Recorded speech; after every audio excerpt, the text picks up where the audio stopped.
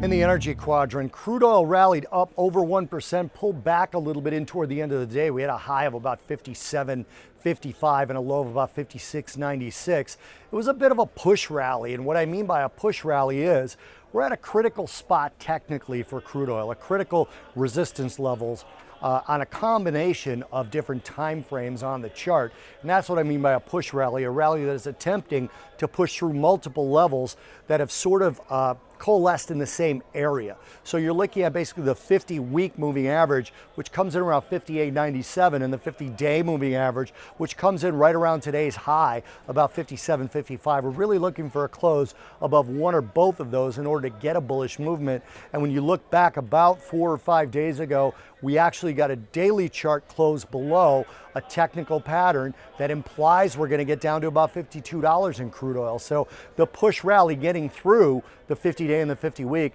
would nullify the previous pattern that's predicting $52. So you're always looking at both sides of it, but we're looking to see if we can get that close. We have not gotten it yet. Support and seasonality are two things that are kind of playing into this sideways sort of push-pull we have in the markets. What I mean by that is supply, in terms of at least in the near term, let's call it medium term.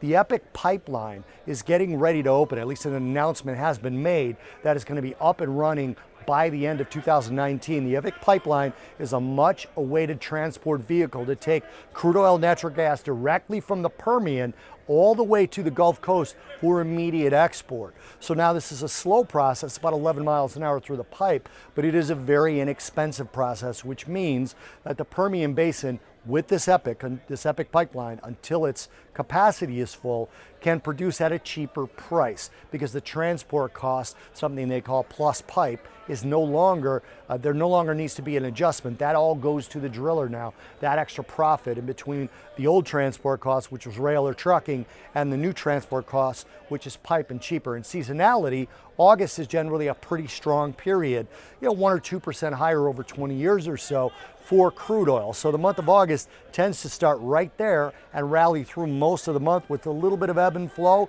but mostly it's been straight up over the last 20 years or so, all else equal. We also have the dollar strength pushing on that, but we'll see a change on that with the Fed decision tomorrow, and that Fed decision could also affect demand. If the Fed eases more than the market's expecting or stops QE and the market has some sort of inference that there's going to be a stronger economy, you could see prices push up through these critical resistance levels.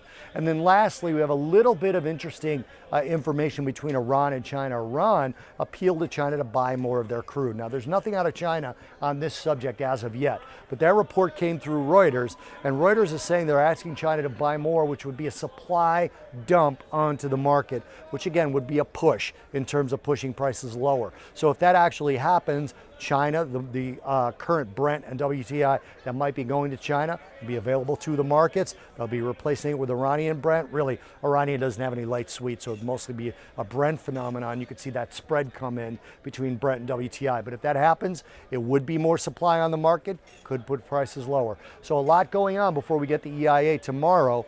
A lot of this push-pull could play out tomorrow after EIA, whether we get a strong weak number or not.